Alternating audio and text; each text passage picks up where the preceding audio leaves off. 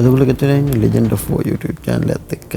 අද මේ වීඩියෝ එකෙන් ප්‍රධානම කතා කරන්න බලාපොරොත්තු වෙන්නේ රුසියානු සහ යුක්‍රේන යුද්ධයේ අද වන විට ඇති ඇති තත්ත්වය කොහොමද යන්න පිළිබඳවයි. අපි මේ YouTube channel එකෙන් රුසියානු සහ යුක්‍රේනයේ වෙන යුද්ධයන් වගේම දේශපාලන කරබුද්දයන් සහ භූදේශපාලනික වෙනස් සහ විවිධ ඇතිවන දේශපාලනික වශයෙන් වෙනස් වෙන රෝකේට බලපාන දේවල් ගැන මේ YouTube channel එකෙන් අරන් ඉනවා. ඒකින්ද අපි අනිවාර්යයෙන්ම මේ YouTube channel එක subscribe කරන් යන්න අමතක කරන්නත් එපා. මේ වීඩියෝ එක අනිවාර්යයෙන්ම share කරන් යන්න අමතක කරන්නත් එපා. ඔයගොල්ලන්ට දැනගන්න තියෙනවා නම් මේ වීඩියෝ එකට comment එකක් දාගෙන යන්න අමතක කරන්නත් එපා. එහෙනම් අපි අද දවසේ වීඩියෝ එකත් එක්ක එකතු වෙමු. අද ප්‍රධානම මේ YouTube channel එකේ මේ වීඩියෝ එකෙන් කතා කරමු රුසියානු සහ යුක්‍රේන යුද්ධයේ අද වන විට ඇති ඇති තත්ත්වය කොහොමද යන්න පිළිබඳව. ප්‍රධානම කතා කරොත් එහෙම අල් ජසීරා අපවංශයේ සඳහන් කරන ආකාරයට යුක්‍රේනයේ දෙවන විශාලම නගරය වන කර්කිව්හි නගරාධිපති ඉහොරෝ ටෙරකෝව් අනතුරු ඇඟ වූයේ නගරයේ බලශක්ති පද්ධතියෙහි නිරපේක්ෂ සීමාවන් තුළ මේ වන විට ක්‍රියාත්මක කරන බවයි. ඒ වගේම රුසියානු ප්‍රහාර හේතුවෙන් උණුසුම සහ විදුලිය වැනි අත්‍යවශ්‍ය සේවාවන් පදිංචිකරුවන්ට සපයන යටිතල පහසුකම් තුවාල ලැබූ බවත් අඩාල වන බවත් තිදෙනෙකු එක රැයක් තුළ තුවාල ලැබූ බවත් ඔහු විසින් පවසලා තියෙනවා. ඒ වගේම කියව් කර්කිව් සහ සපොරිසියා වඩාත් දරුණු බලශක්ති අභියෝගවලට මුහුණ දෙන බව ජනාධිපති වොලොදිමිර් සෙලෙන්ස්කී ප්‍රකාශ කරලා තියෙනවා.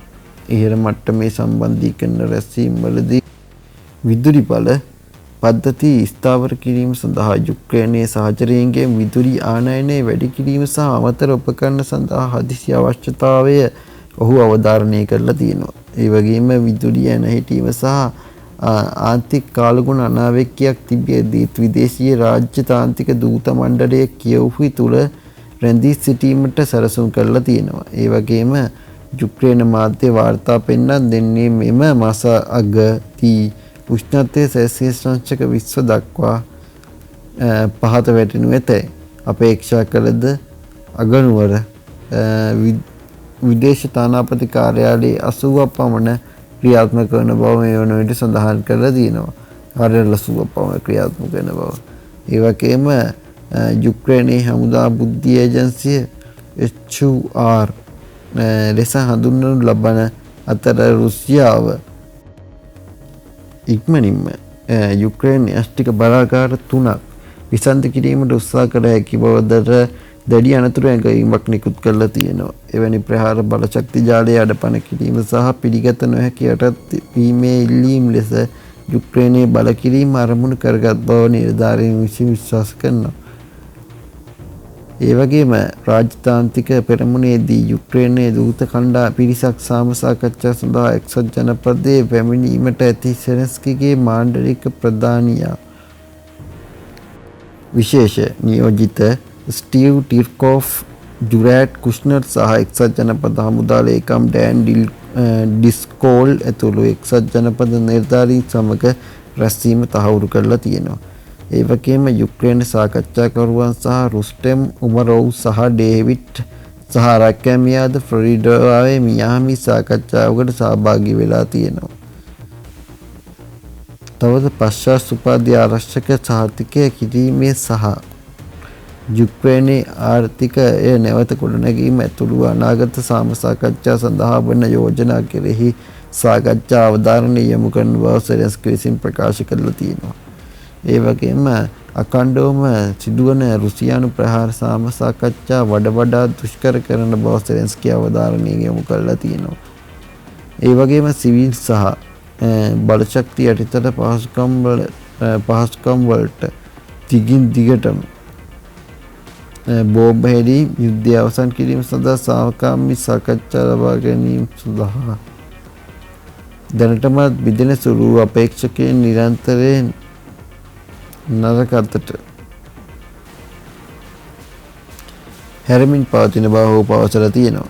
ඒ වගේම ප්‍රගතියක් ලබා ඇතනම් යුක්‍රේනයේ සහ එක්සත් ජනපදයේද ලබන සතියේ ඩාවෝස්වි පැවැත්වෙන ලෝක ආර්ථික සංවාදයේදී මූලික ගිවිසුමක් අත්සන් කළ හැකි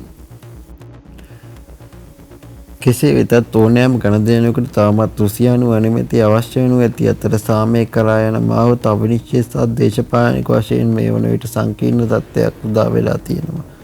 ඒ වගේම අල් ජසීරා පුවත්පතේ සඳහන් කරන ආකාරයෙන් මේ වන විට එල්ල කරන ඩ්‍රෝන ප්‍රහාර වෙලිවීමක් දක්වන්න ලැබෙනවා.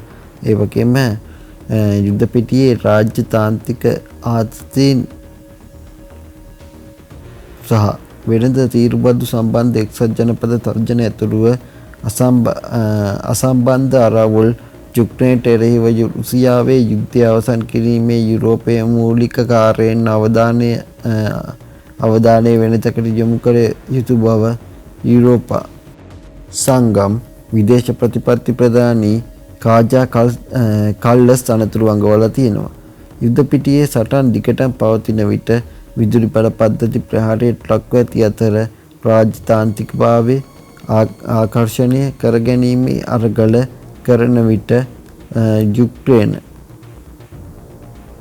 යුද්ධයේ තීරණාත්මක සන්ධිස්ථානයක පවතින බවත් ඉදිරි සන්ධිස්ථානවලදී ගැටුම සාකච්ඡා වලට සමීප වේද නැතකොත් දීර්ඝ හා විනාශකාරී ගැටුමකට ගැඹුරු ගමනක් කරනවාද යන්න තීරණය කර හැක.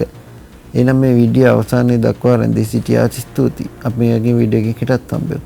එතකන් අනිවාර්යයෙන්ම අපේ Legend of War YouTube channel එක subscribe කරලා වීඩියෝ එක අතර බලගෙන share කරලා මේ වීඩියෝ එකට අනිවාර්යයෙන්ම like එකක් දාගෙන ඉන්න අමතක කරන්නත් එපා.